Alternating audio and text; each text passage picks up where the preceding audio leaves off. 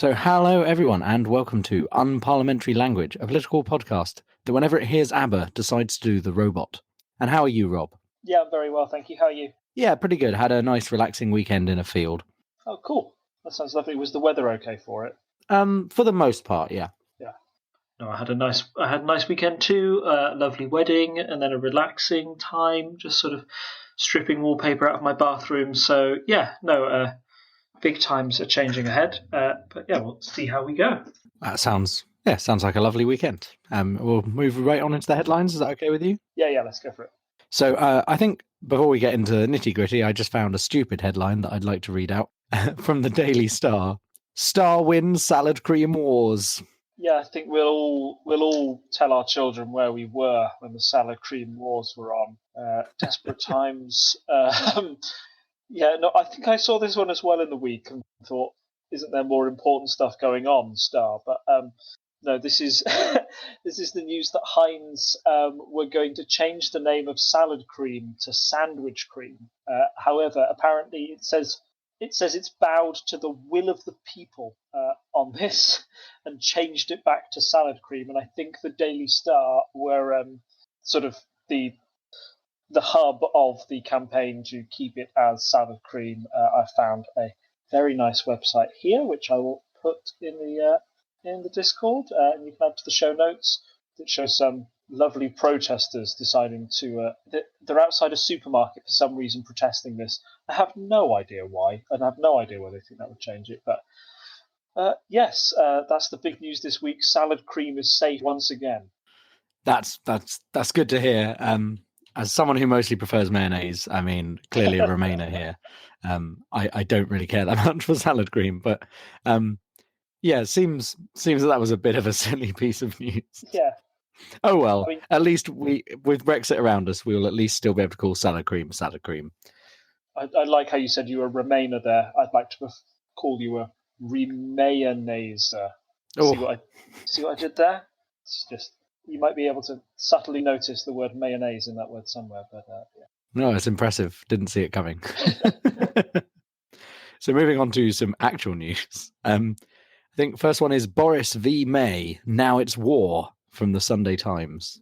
Yeah, we'll touch on this in a bit more detail later in our main stories, which will focus on the party conferences. But this is the news that once Boris Johnson has been outside the cabinet, he's now become a lot more vocal of Theresa May and the way that she's sort of running the country, and has come out with his own sort of version of what to do about Brexit, attacked some of Theresa May's sort of personal policies, some unpopular ones as well, some conservative policies that are seen as very unpopular with the general public, things like HS2, the high-speed rail link, which has upset some conservative voters in rural constituencies where the rail line's going through. And yeah, this was just one of many public jibes against Theresa May by Boris Johnson, who seems to have the ear of many of the more right-wing leaning newspapers. He used to edit and have a column in the Daily Telegraph. So those sort of papers seem to be supporting his kind of bid for leadership should May fail in hers. And I believe, I mean, even if this is all bluster, I believe he's doing very well out of it. I saw a story the other day saying his salary from the various newspapers he writes for has doubled since he left the cabinet, because I think partly because he's able to be a bit freer in what he says, but it's also generating sales because he's saying ridiculous stuff. Yeah, certainly. Okay, and then sticking with the Times, but not on Sunday, May agrees curbs on trade to break Brexit deadlock. Yeah, I believe this is the story that Theresa May sort of threatened the EU with the possibility of us opening up more trade to the world in the case of a no-deal Brexit. So she says, that's fine. If we don't get a deal from the EU, we can go and get a deal elsewhere. That's very much parroting the ideas of what hard Brexiteers said in the past. And I don't know how effective it will be as a negotiating tactic.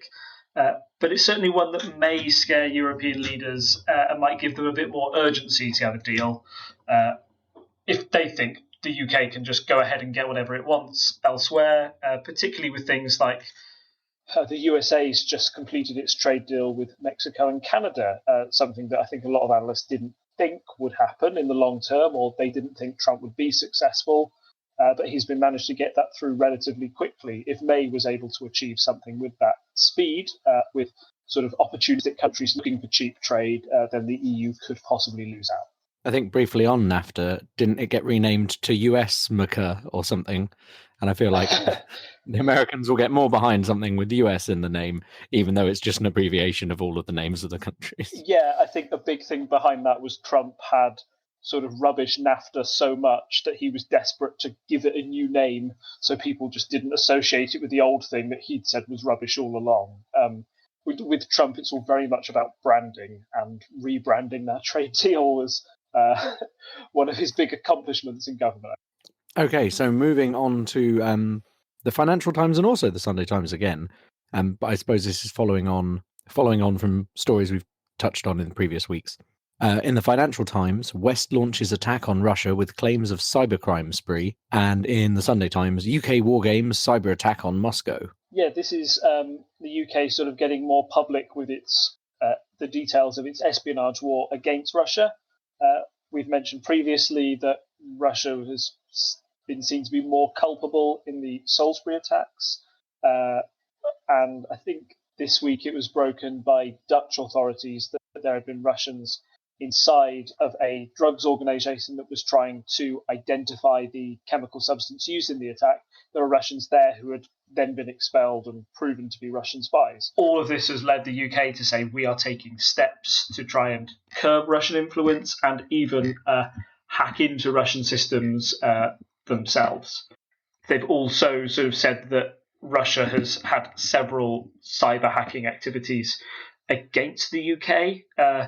These can be as serious as trying to sort of undermine security or even trying to undermine professional athletes. So some of the names on the list of people who've been targeted are people like Bradley Wiggins and Chris Froome, professional cyclists who had used legal drugs in their training, but that was leaked by Russian organizations to try and make it look like they'd been doping and cheating to kind of counteract the scandal that Russia had been thrown out of the Olympic Federation for all of their proved doping charges earlier. So it's a bit of back and forth, and there's a lot about how Russia conducts its espionage and how it tries to use this sort of like information as a weapon to try and undermine and discredit other regimes. And this is seen as a very public attack by the UK, sort of unmask this activity by Russia and say we're prepared to do it back to you as well. Yeah, so kind of an ongoing story, I suppose. Yeah. Still, I suppose that is the news. A thing happens, it keeps getting mentioned, but I feel like we thought this was kind of finished with, and it keeps coming up. Yeah, I don't think it will finish anytime soon. The problem with all these things is it's so hard to definitively say 100% certain that that's what's happened. That's what espionage is, and that's kind of because it's hard to say 100% yes or no. That's what sort of the Russian tactics are of throwing that disinformation and say, well, if you can't prove it 100%, then maybe this is a big conspiracy by the government, by the West, who have always tried to do this to us, blah, blah, blah. That's simplifying it a little bit, but that's one of the ways they act, and that's one of the ways they try and get allies within the UK or within Western countries to try and support the Russian point of view, if that makes sense. Our next headline from The Independent is, keep full access to single market, voters tell May. This is news of a poll conducted by the Independent newspaper that voters basically want to remain in the single market and have access to it, even if Brexit goes ahead. This support, they say, has sort of grown steadily since the result of the referendum and has now passed 60%. So the inclination here is that if May was unable to secure a deal where the UK had access to the single market, that might be going against the will of the people. And if that fails, then that might lead to a second referendum on the issue. That might be something that voters care enough about. They might not want to leave the EU if they can't get access to that. This is just one poll in one newspaper, so it's hard to sort of say it definitively. As we've mentioned in the past, polls are never 100% accurate, but it's nice to see a Brexit poll that isn't 50-50. I think we've always said that the 48-52 divide makes it a very sort of split issue where nobody can decide. If voters could all agree that they wanted single market access and they also wanted curbs on immigration, for example, it might be a lot easier for Theresa May to come to the public with sort of a manifesto or an idea of a Brexit idea that the whole country was behind. At the moment, it seems that we're sort of split 50-50 on a lot of issues, which makes any proposed solution by nature controversial because there's such large people who don't agree what's going on, even on like the pro-Brexit and anti-Brexit sides. So this piece of news is really interesting. I feel it's like a very economic point, but I'm happy to see it. I think I would want to keep full access to the single market as well. Yeah. No, I mean, I think we both agreed that would be useful, but I think it has been worrying in the last few weeks, as it looks like things that we were kind of assuming we were trying to get are slowly slipping away. Right, so moving into the headlines that lead into our main topic for tonight, I've got 4 for you, split 2 to Labour, 2 to the Conservatives. So in The Independent, Corbyn declares war on greed is good capitalism, and get a good Brexit deal or face Labour veto, Corbyn tells May, in The Guardian. This is the news that's come out of the Labour Party conferences. And if it's okay with you, shall we dive in with the deep news on the Labour Party conference? Yeah, we can do that, and then we can do the Conservative one. Yep, sounds good.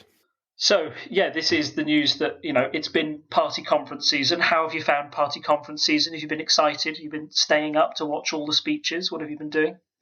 I've not really had the time to watch all the speeches, but I have been following along probably more than I did last year. So yeah, I've been paying some attention. It's trust me, like party conference season is something that used to be sort of circled in my diary when I was editing a politics magazine. There's like, oh, that'll be interesting. But it is amazing how to like the wider public, it fails to make a dent. What I was just going to bring up at the start actually is particularly for our listeners in the US to tell them what a party conference is and what uses it has in the UK. So to briefly explain it, party conferences happen yearly, usually in late September, early October, just after Parliament has come back from its summer holidays. The best equivalent I've been able to match it to in the US would be the party conventions. So that's where they sort of nominate a president and it happens 4 years, and that's a chance for the whole party to get together. It happens in the UK like that, but on a far less grand scale. Instead of going to massive conference halls in the US, going to quaint seaside towns like Blackpool or Brighton, typically because, traditionally it was because the accommodation used to be cheaper in those seaside towns after the summer holidays had finished. That was literally why they went there. But nowadays, people like Labour might go to a bigger city like Birmingham or Liverpool, somewhere that they think will support the working class ideals and try and get a big turnout there. The whole point of them is kind of give the parties a focus for the rest of the year, so they can write a mini manifesto and they can write out everything that they'd like to either challenge the government on or achieve as a government. It also acts as a place for parties to get enhanced media coverage during these events, and there's kind of a de facto deal that Labour will never hold their conference at the same time as the Conservative Party to make sure that each party has its chance to shine on the stage, and they then don't have to keep reacting to what the other one says every day. They can have a very focused message. The other sort of side thing that the conferences can do, this is more of a point for Labour than it is Conservatives, but the Conservatives can still have it to a little extent, is the chance for the members themselves to shape what policy the party follows. There are usually motions that are put to the conference floor, and by a show of hands, like yay or nay, the conference will decide to carry that motion or not. It's meant to make things more democratic, but it's just worth noting in practice, there's a limit to how democratic it is. For example, to get access to the conference floor and to vote on those, you usually need to be a fully paid up member. You need to be enthusiastic enough about the party to have travelled that way and paid your accommodation. So there's a high level of political engagement that's needed there and a high barrier to entry, like if you compare it to the average voter at a ballot box. So in short, this can lead to decisions being taken that maybe the party elite might agree with, but it might not necessarily reflect the views of the general public. So yeah, that's just a brief, that's a big monologue, but it's a brief idea of what encompasses, what happens at a party conference. Okay, so that's what a party conference is. We've had the Conservative and the Labour ones, and so we're going to start on the Labour one because that came first, I think. So what happened at the Labour one, really? There were some main stories, I suppose. Obviously, Brexit's going to get mentioned, and we also touched on, I think, the fact there were it was news just in our last episode, I believe, about them voting on how they deselect Labour MPs essentially, and then I suppose your thoughts on it. Yeah. So we touched on. I'm going to start with removing sitting Labour MPs, and now that's easier now. And I touched on it a bit last week, but I've done a bit more reading to decide what's sort of going on behind that. So, in short, a vote was passed that meant that local party members only needed a vote of 33% instead of 50% to trigger a vote to deselect an MP that they thought wasn't reflecting the needs of the local party. What I didn't fully understand at the time is, although this deal seems quite radical and seems to favour what the grassroots pressure group Momentum favours, so Momentum are the guys who ran the campaign that got Corbyn into power, and they've been quite vocal about being able to deselect MPs and make it easier. This vote that they had was actually a compromise between Momentum and the trade unions, and it shows what battle there is in the Labour Party between these two forces. Momentum obviously thinks that they hold a lot of power because they have the ear of Jeremy Corbyn. They're seen as like sort of the new kids on the block. They're very democratic. They really want to value the views of the party members. The trade unions, on the other hand, are the organisation that sort of helped to create the Labour Party in the early 1900s. They were the ones that funded the MPs in the old days, and the majority of Labour's fundraising comes from trade unionship members, because the whole point of Labour, or at least it was at the start, was to represent the voice of the workers. However, trade unions are sort of seen by members of Momentum in general to be sort of the old guard, and they might be a barrier to change. And the trade unions get a vote on a Labour Party leader that's almost equivalent to that of a grassroots member, and Momentum think a grassroots member should value more than a trade union. So there's this fight in there as well that's all very interesting for the soul of the Labour Party. Moving it back to sort of removing sitting Labour MPs, what Momentum actually wanted was that every single MP would be required to face a mandatory reselection before a general election. I can see myself why people might not want that to happen, because there's the chance for a lot of scandal to happen, or for a lot of bad press to come out of those if everybody has to be voted in. It also might lead to a great deal of chaos just before a general election, and a deal of uncertainty about the direction of the party. You may think you're going into a general election with somebody as a shadow chancellor or somebody as a shadow foreign secretary, only to have that changed 6 months before the election might be quite disruptive. So I can see why the Labour Party decided to go for a less radical or a more traditional change. Another one of the big changes they did was about how to appoint Jeremy Corbyn's successor. So one of the controversial things at the time when Corbyn got nominated was that he needed the support of 10% of Labour MPs.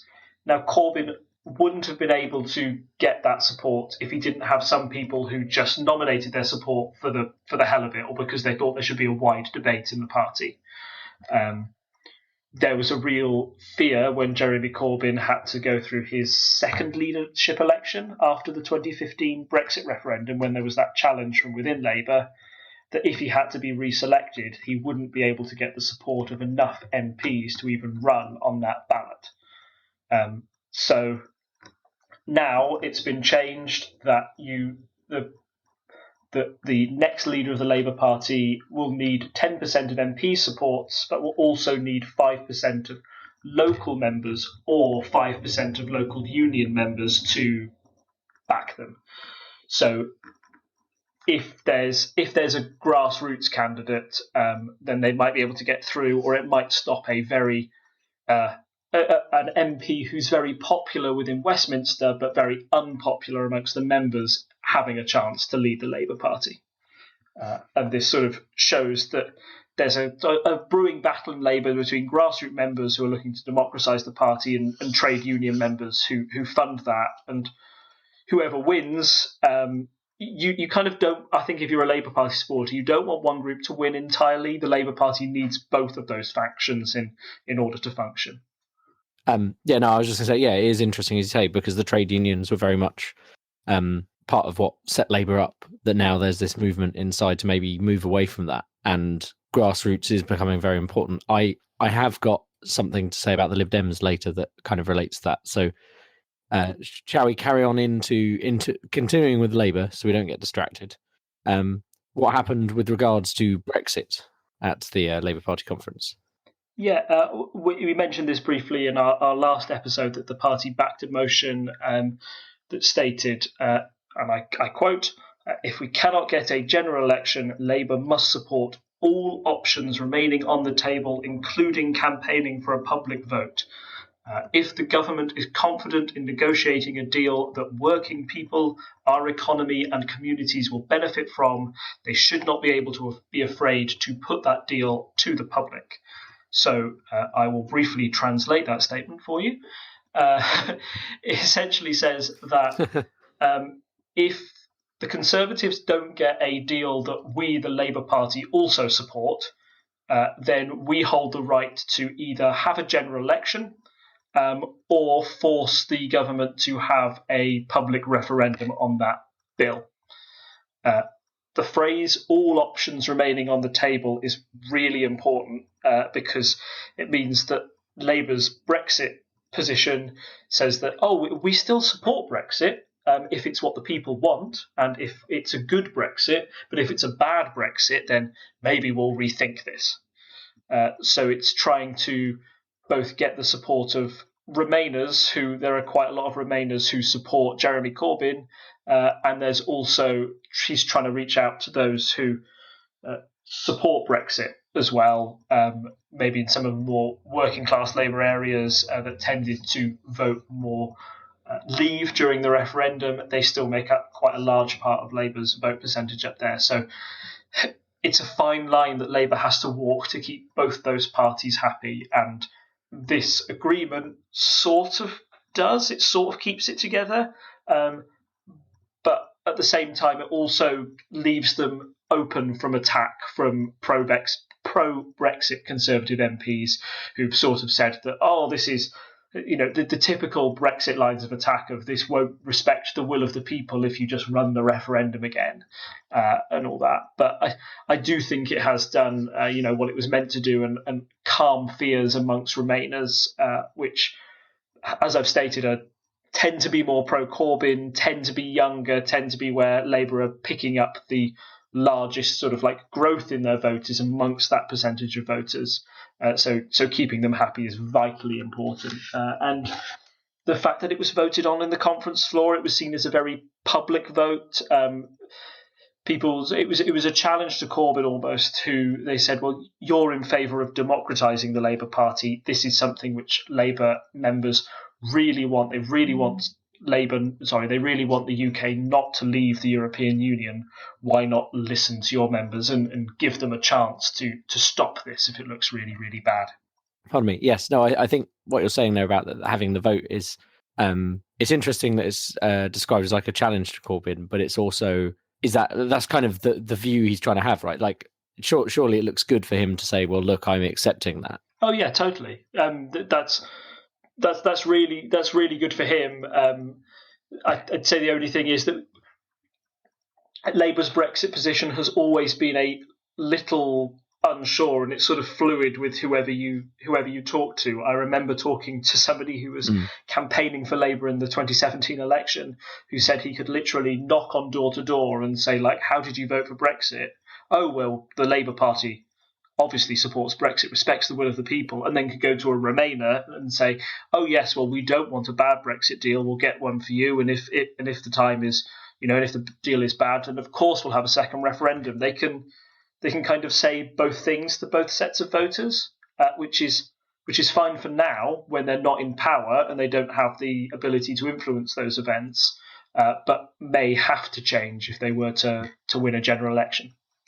Yeah. And also, they'd be suddenly stuck with enacting it because it's kind of in process if they, or dealing with the fallout, depending on when such a general election occurs. So those are two specific things. How did you feel about the Labour conference in general? Yeah, I think this is the one where Labour looked most like a government in waiting. So I've taken notice of a few of them before now. I'd say before the 2017 election, people didn't really take Labour seriously, and that was reflected in the polls as well at the time. I've mentioned on several occasions that Labour was at once 20 percentage points behind the polls from the Conservatives, and many people just thought it was, oh, Jeremy Corbyn's doing his thing, he's doing his loony left thing. That's what the right-wing papers would say, and they wouldn't really pay attention to it as anything that could seriously happen. Now, with the polls being so close, with the very successful performance of Labour in the 2017 election, with a manifesto that was quite left-wing, now commentators and those within the Conservative Party are now taking it more seriously, and you're listening to the Labour Party conference thinking, oh, wow, this could actually be a policy that's put into action. That's quite exciting. So you've got things like Shadow Chancellor John McDonnell talking about nationalisation of the railways, of energy companies, Royal Mail, stuff like that, and you've really got to consider the implications of that. There was also quite an exciting proposal about giving more powers to the workers. So big companies would be forced to have at least 1% of their shares given to employees, and for them to make sure that they have a voice in sort of big boardroom decisions, to make sure that we don't give too much power to kind of faceless corporations, which sometimes feels like that. And I don't know, did you see any of the Corbyn speech at all? I haven't watched the whole thing, but I saw some selected clips. I thought it was a really sort of powerful speech, one of his best. I think he's grown into the role of leader that he's had. And it's the first time, or it's one of the first times, that he's been able to stand on the podium and think, I have the support of the MPs in this room as well as the grassroots members. I think the results of the 2017 election put his policies, made it look like they could be successful, and that a radical plan could be achieved. We mentioned in the headlines earlier that Corbyn declared a war on greed is good capitalism, and that was summed up in his speech, where he sort of said that 10 years ago we'd had a financial crash, and that proved, and that was after 10 years of Labour government. It showed, or at least Corbyn thinks it proved, that the old ways of running society and the economy weren't working, and that a more radical approach is needed. And in Jeremy Corbyn's view and the Labour Party's view, the solution to that would be voting in this Labour government. So, yeah, I think it's very exciting times for Labour. I think it's the first time that they've seemed like a government in waiting. And at the next party conference, if there is one before the general election, this is where you really have to keep focused on what Labour are saying and thinking that all their policies could become a reality. Yeah, so I suppose that's quite a glowing recommendation, really, from you. I like if you say they're saying looking like a government in waiting, and I think I can say, like, we've seen Corbyn doing a lot of stage-related events and stuff, and I think we discussed previously he's got a new PR manager, or his PR team is actually starting to explain to him, like, he does, as you say, look a bit more, not more ministerial, because he's always been an MP, but you know what I mean. He, as you say, looks more like he could challenge the current government. a bit of a flippant point, this one. I listened to another podcast, The New Statesman, and they've been talking about how different people within Corbyn's sort of core group have changed over time. They say that John McDonnell, the Shadow Chancellor, is the one that's becoming more of a politician. He's got most of the ideas, the sort of the ones for running the country. They maybe, you could argue this is a bit dismissive, but they talk about Jeremy Corbyn as the magic grandpa, which basically suggests that he's the public figure. He's the smiley face. He's the friendly face of the Labour Party that draws the young people in and gets the chance of, oh, Jeremy Corbyn. You know, he's the enthusiasm of the party. But if you want to look at the politics of it, the core policies, then look at people like John McDonnell, look at people like Diane Abbott, the people who will be running the policy side of things. If Labour was to come into government, they're the ones you really need to focus on in the next couple of years to get an idea of what will be enacted by the Labour Party if they do get into power. So back to the headlines for the Conservative Party conference. In the Observer, May bids for centre ground with appeal to Labour voters. And then, well, I suppose these are two headlines here, Daily Express and the Metro. So we have Let's All Dance to May's Tune in the Daily Express. And in the Metro, they had Pole Dancer. I suppose maybe we should start with that, the most memorable image from the Conservative Party conference. Yeah. If you've paid any attention to the Conservative Party conference, you will have seen this bizarre clip of Theresa May dancing in her very, let's say, unique style, to be kind. You certainly couldn't mistake it for dancing, but it's sort of like this robot dance onto stage, onto ABBA's Dancing Queen. This was sort of her commenting on her dancing poorly in her recent trip to Africa, and this had been made fun of. It was an odd move by her, but a lot of people, and I think her own personal team said after the event that they had no idea that she was going to do it. But maybe it seems to have. I think maybe it's been received well.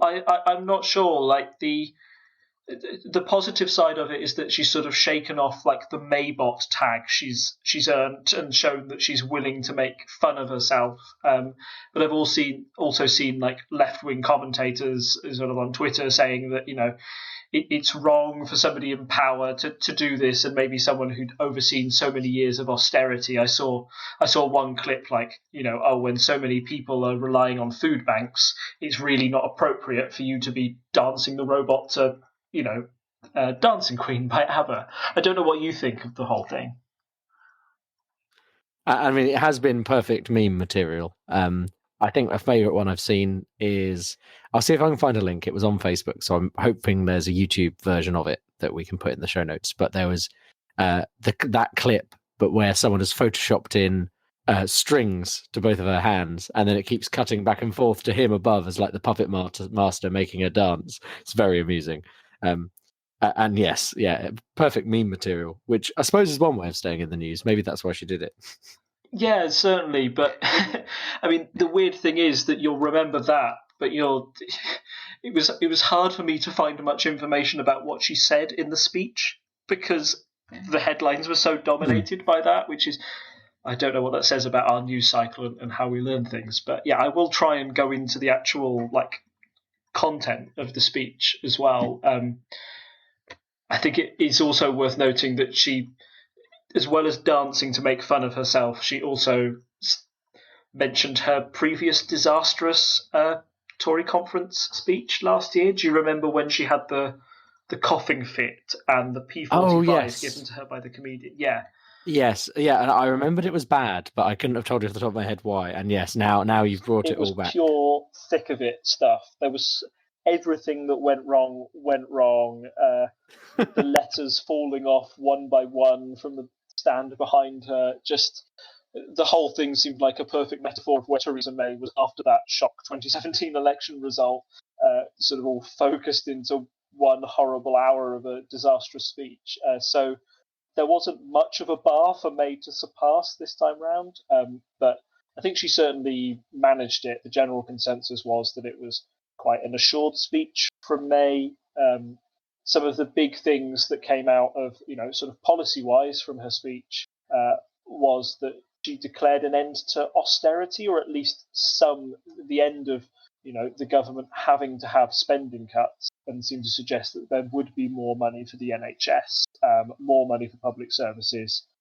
However, one big question mark over all of that is, well, where's the money going to come from then? Labour sort of funds its plan by saying it'll tax big business.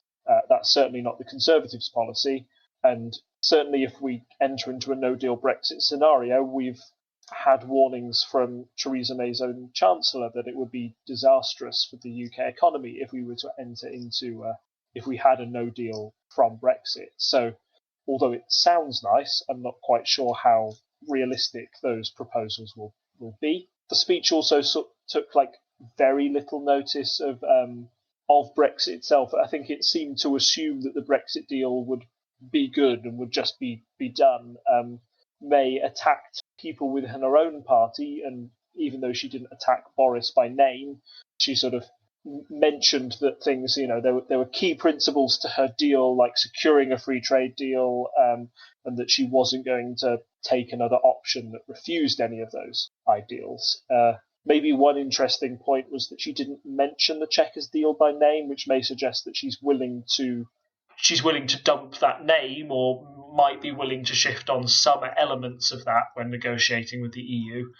But certainly her main sort of her focus, her core ideals of what she wants from a Brexit deal will still be in place when she's the leader. Yes. Did we mention the headline of Theresa May looking to the centre, challenging the centre ground earlier? Was that right? It was May bids for centre ground with appeal to Labour voters. So one of the other big interesting things in her speech was how much she mentioned Jeremy Corbyn and how the lines of attack against Jeremy Corbyn have changed. I think we saw a lot when Labour were down in the polls. Nobody really took their policies seriously, and so therefore the attacks weren't on the policies, they tended to be on Jeremy Corbyn himself. And, there was quite tremendous personal attacks in the media before the 2017 election. You saw loads of them, and they sort of still continue to this day on questioning Corbyn's character and, saying that he's appeared on Iranian state TV, all of this stuff. But those attacks just don't seem to be working, or they're certainly not dissuading the British electorate. And that does tend to be the case that, although the politics of personality do come into it a little bit, when you just focus on your opponent's flaws, you forget to mention your own policies or attack those policies, and the voters just think you're smearing somebody, and they kind of dismiss your attacks as meaningless. So what May's tried to do here is said to the Conservative Party conference, look, Labour are 2 points behind us in the polls. They're a serious threat. We need to take them seriously. Therefore, I will do policies that move us more into the centre ground to try and take voters that may feel that Jeremy Corbyn's Labour Party has moved too far to the left and left them behind. It's probably the most sensible strategy for the Conservatives at this time. I don't think moving to the right might leave a huge vacuum in the middle for the sort of centrist voters who, although maybe their natural home would be the Lib Dems or something like that, with the Lib Dems unable to, I don't think the Lib Dems will be able to form a government or be able to win enough seats to form a government by themselves next election. Then tactical voting, which one do you choose? Do you go for Jeremy Corbyn or the Conservatives? A central voter might edge towards the Conservatives more if May moves to that centre ground. The only way that could backfire, I think, is if Corbyn's instincts are true. The Labour Party had quite a left-wing manifesto last time, and that got real enthusiasm from voters, and their actual share of the vote went up by loads. I can't remember the actual number off the top of my head, but it was a significant increase on what they'd been able to achieve under more central governments like Miliband before them. So I think we'll have to wait and see if that's a successful tactic, but I certainly think it's the most sensible and most natural place for Theresa May to go and for her to take the Conservative Party towards the centre ground. A Boris or a Jacob Rees-Mogg, their instincts might be to go further right-wing and try and completely envelop the UKIP vote. But that remains to be seen, which tactic's the most effective. There's something I want to throw in here because the Lib Dem Party conference happened in early September, so he didn't really have a chance to cover it. So the Lib Dems are currently having a consultation. Vince Cable wants to reform the party. We already know he's stepping down, which I think we mentioned last episode. So this is quite interesting because this document, it's 14 pages and I've skimmed it because I only saw it just before we started. They start out by pointing out that there's, like you say, there's a vacuum in the middle ground. There's the Lib Dems, and it's interesting. They're talking about how it looks like we're at this point where maybe one of the big parties is going to split, and a new central party is going to form. And essentially, they're trying to get out ahead of that because they are between the two, so they're trying to grab that central vote to make the Lib Dems bigger. And so this consultation is aimed at Lib Dem members, and they're talking about opening up the party and changing some of their rules and trying to get more varied talent in, which I think is something you mentioned last time as a thing that they kind of really need to do. Yeah, I think they were discussing the fact that they may allow a non-MP to be their leader for the first time in order to sort of broaden the demographic that they're appealing to. It's interesting. The history of, unfortunately, the history of new parties is a storied one, and one that's not always had a lot of success, unfortunately, in the past. I think we touched on it in one of our silly season specials. If you haven't listened to those, please go ahead and listen to them now. The one when we were talking about Margaret Thatcher, and that was in 1987 when the Conservatives moved to the right, Labour had moved quite far to the left, and a new party, the SDP, the Social Democrats, set up in the middle. And although they were able to get a fairly large proportion of the vote, they were unable to secure enough seats, and they sort of fell by the wayside. But I think it's certainly something that the Lib Dems need to do to stay relevant and capitalise on their unique selling points of being the central party in Britain at the moment and being the only party that fully supports remaining within the European Union. They need to sort of double down on that and increase their membership while they still can, I think. What are your thoughts on it? I know you've only had a skim read.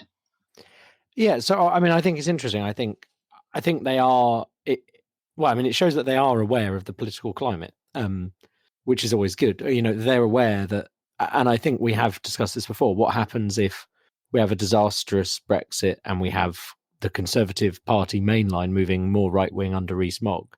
Well, we know there's a lot more there's a lot of the party further left than him. What will happen then? Will those people split off? And we've also talked about in the past how the Conservatives, they've gone through other crises in the past and they've stuck together. But this seems, partly because it's happening right now, we can't look back on it with the benefit of hindsight. But this does seem like it could be something that breaks the Conservative Party.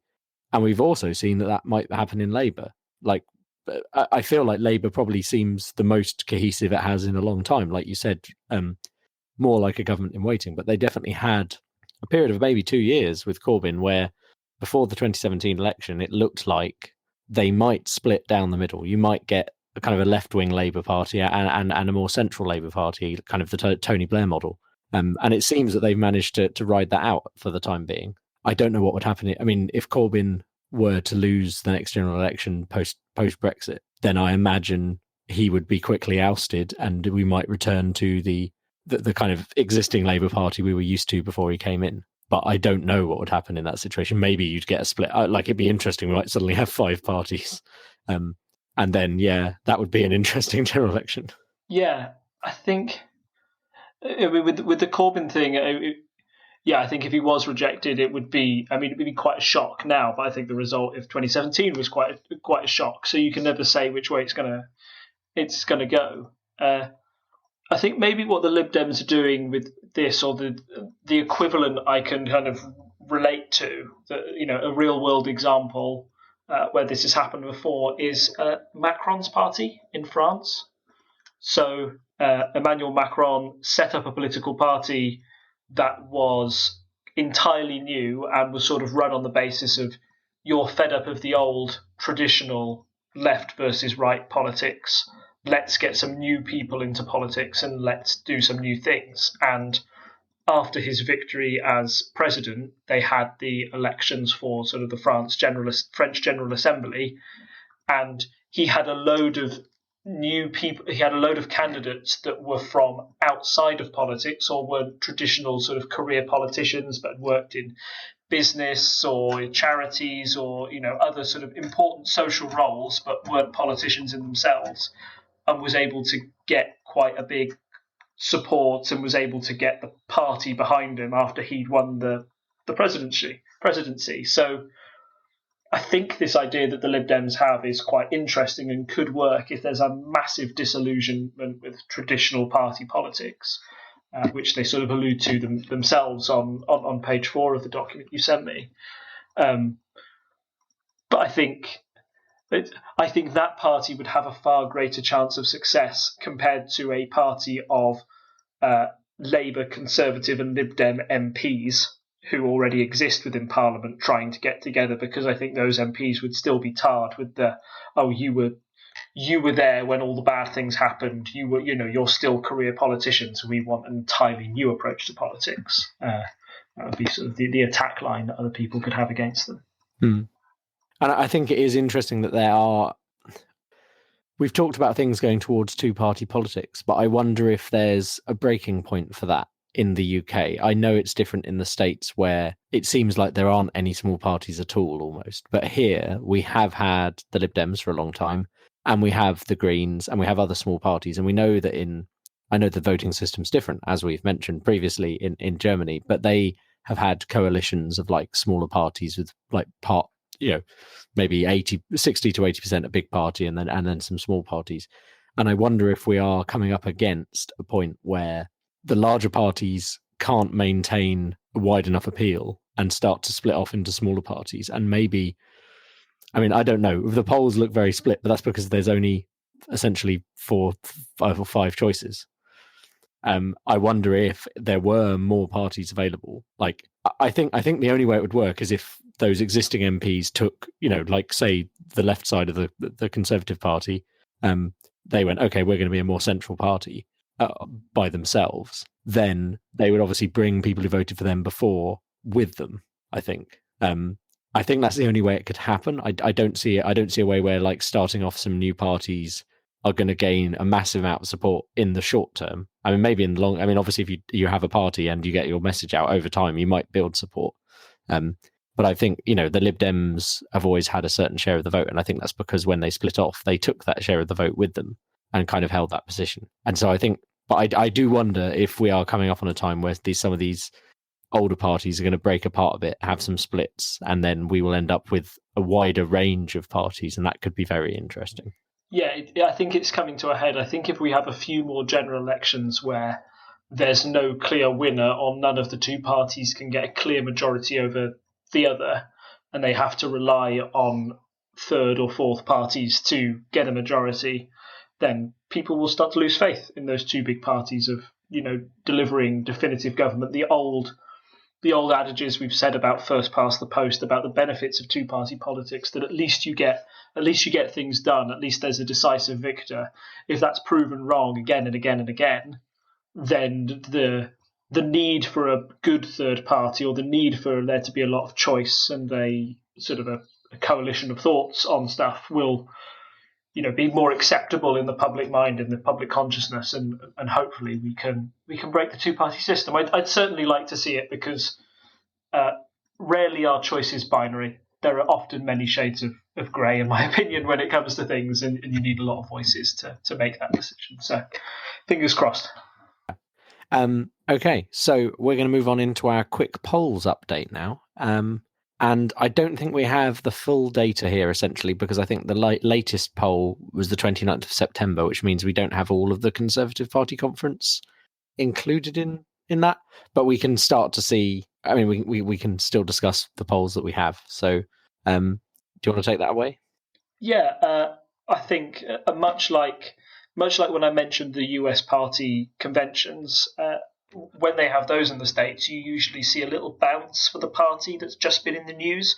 And they've just had the chance to have all their policies out on the big stage, and people have more of opinion, or at least they know what they stand for. This looks like, the case for Labour, who the latest poll we've got in here from BMG has Labour on +5 over the Conservatives. I would say it's probably likely since then that the Conservatives have seen a small bounce from their party conference as well. But it appears to be business as usual on the trend line, with the Conservatives slightly edging out Labour at the moment on average. I think the reaction to May's speech will be very interesting when we get to see the long ones. It will go one of two ways. Sorry, I've just realised how stupid that sounds. It could go one of two ways. It could be good or it could be bad for her. Of course it could. Yeah. It's a game of two halves. Yeah. So either she'll have united the Conservative Party and everybody think that her speech is wonderful and she's really got everything under control, or her appeal to the centre ground will further disillusion those on the far right of the party that Theresa May is not listening to them, and they'll just jump ship to UKIP instead. So I think, as we mentioned last time before, focusing on the Conservatives and Labour lines is important, but I also think of almost equal importance is look at the yellow lines and the green lines, look at the Lib Dems and UKIP. That's where, if the Lib Dems are going up, then I assume that they're taking votes away from Labour, and if UKIP's going up, then they're taking votes away from the Conservatives. If either one of those lines falls down, I think you can expect to see a big rise for the opposing party. I think interesting here, if you look back to about the 4th of September, UKIP was on about 6% and Lib Dems are only ahead on about 8%. And then from there, the Lib Dems have gone up they got up to 10%. So they went up by 2% by middle of last week. And UKIP had dropped to about 4%. And that seems to track, which is interesting because I feel like I don't associate UKIP and Lib Dem voters very much. Again, there's multiple moving lines here, so it can't. I don't think it's as clear as it looks. But now it looks like UKIP started to go back up again, and the Lib Dems have started to come down. It's almost like they're following in lockstep, and I don't know what's going on there. That's quite interesting because I wouldn't expect people to be turning away from UKIP to the Lib Dems because the Lib Dems are the ones saying, "Oh, we should stay in the EU." But it looks like they're linked. It's very interesting. I just, down there in the bottom of the poll, slightly more interesting than the normal politics at the top. But I don't really know what it means, I'm afraid. I suppose you wanted to mention a quick thing. We'll probably be discussing it in our next episode, I assume. I don't know if that's the main topic you have planned. But the midterm elections are coming up in the States. And so, well, A, we love elections, and B, it's going to be interesting because this is halfway through Trump's first term as president. Well, I mean, it's interesting. We might want to throw in a 538 link here. I think we have before where it looks closer than people might expect. If you look on 538, there's currently a forecast for the House, a 3 in 4 chance that it will go to Democrat control, which I think is what most people would expect. Trump's currently got more disapproval than approval.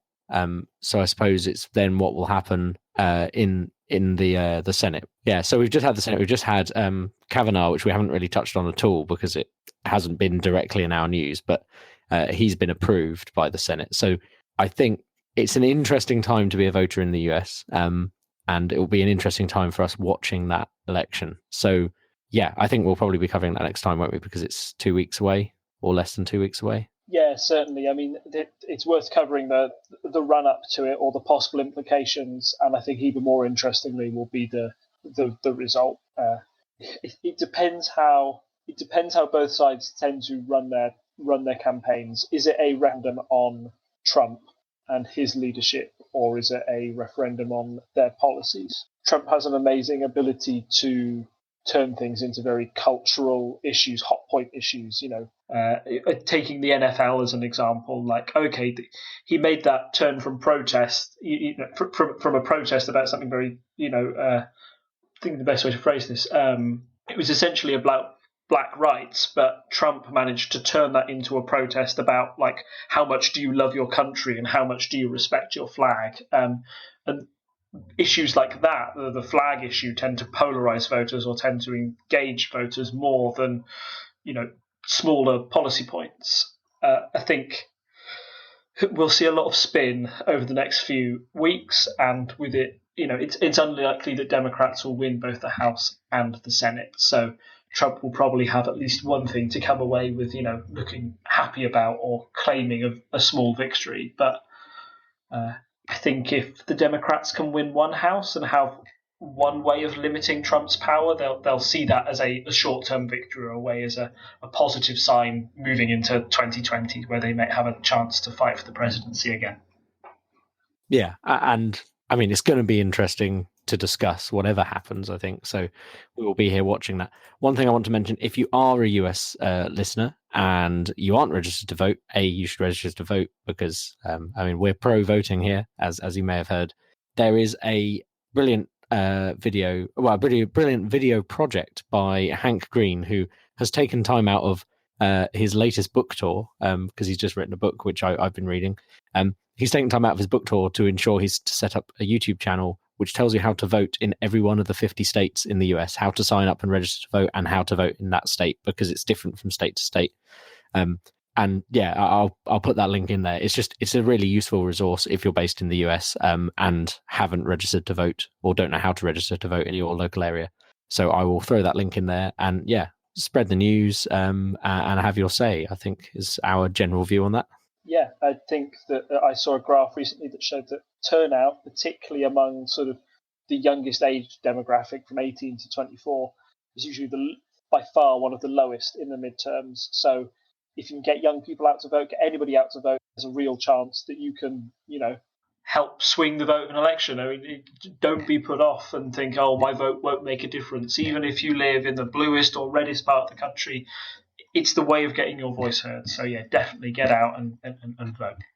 Okay, so I suppose we should wrap up there. So as always, thanks for joining me, Rob, and helping me form opinions about the political climate in the UK. And as we say every week, you can find us. You can come and join us on Discord, and you can listen along to us recording. You can join us on Facebook at Unparliamentary Language. You can find us on Reddit at /r/unparliamentary. You can find us on Twitter and Instagram now at Unparl Podcast. I've actually been quite impressed with how quickly our Instagram has been gathering followers. Turns out people like short, snippety videos about Brexit. So I'll keep putting those up there if people keep liking them. Is that all the thing? Oh, yes, you can also find us on Patreon at patreon.com/TTSS, where we're trying to get enough money to buy a new microphone for Rob so that we don't have to keep moaning about his sound quality. I'm not moaning, really. I just, I feel like we mention it every week now. It's kind of become a thing. When you finally get that microphone, we might have to have a little party or something. I think we shall, or something. I mean, at the moment, I've got internet to get, but once I get internet and then I can get the microphone, it'll be good. Yeah, so two of our friends are proposing that we have an evening of revelry as we leave, because at least we'll be drunk if the apocalypse happens, having left the EU. But I think the proposal was that a slightly hungover live recording of Unparliamentary Language in front of our friends might be a lot of fun. How do you feel about that? Yes, if I can attend, I'd be very much up for that with a live studio audience and, a question time format or whatever it is. I'd be really, really up for that. Okay, so that sounds like a lot of fun. So that's a special that will happen sometime during the season. And I suppose all I have left to say is it's good night from me. So good night from him. Bye. Bye. Bye.